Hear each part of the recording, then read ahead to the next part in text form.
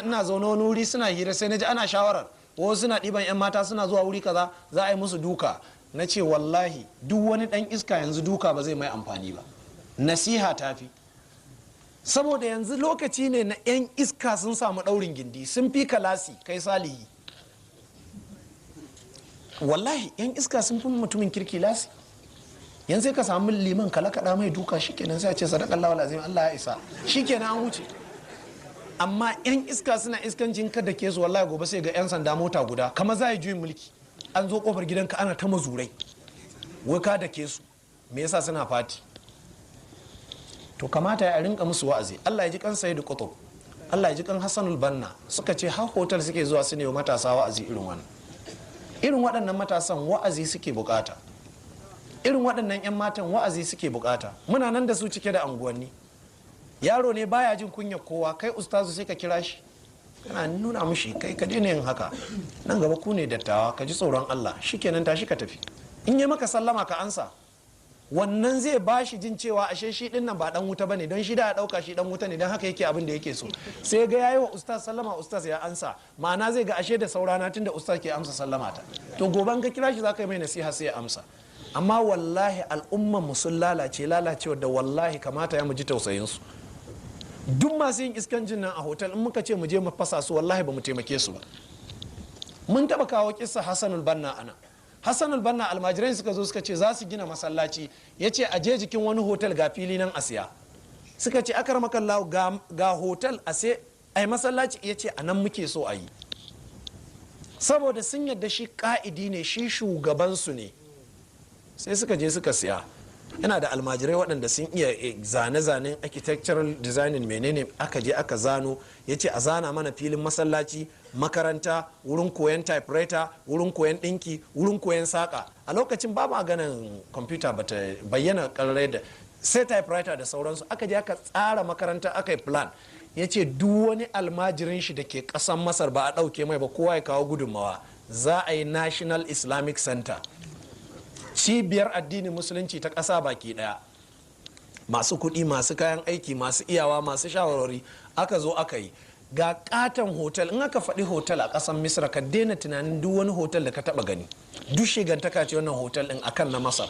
Hotel a ƙasar Masar zaka ga kamar ministry ce mai zaman kanta. Har police ake aje musu police station a cikin hotel. Don wata shegiyar nan aka yi cikinta aka haife ta, uwar ta ƙetare ta ban mata ɗaki, ita kuma ta klikin ta ci gaba. Ka san ko ina ji maka taɓa ganin irin wannan ba. To amma a kusa da irin wannan hotel din aje a yi masallaci, Hassanul Banna ya ce haka muke so. Aka je aka yi masallacin nan, aka zo ana tafsiri, ana karatu, azumi a yi tahajjud. Yarinya sai ta fito gantalinta kakaf za ta tafi gida da watan azumi, sai ta ga tahajjud ane. Ga samari ana karatun Qur'ani, ga 'yan mata da hijabi suna kuka saboda imani.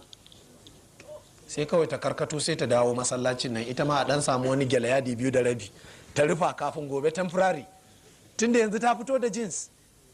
Sai da aka waye gari duk 'yan iskan da ke zuwa hotel din nan sun zaizaye, sun tuba, sun dawo masallaci. Su management na hotel suka zo suka ce akramakallahu, duk masu zuwa wurin mu fa sun dawo wurinka. Duk sun bar hotel sun dawo masallaci, don haka ka siye hotel a hada gaba ɗaya masallaci ya ƙara girma.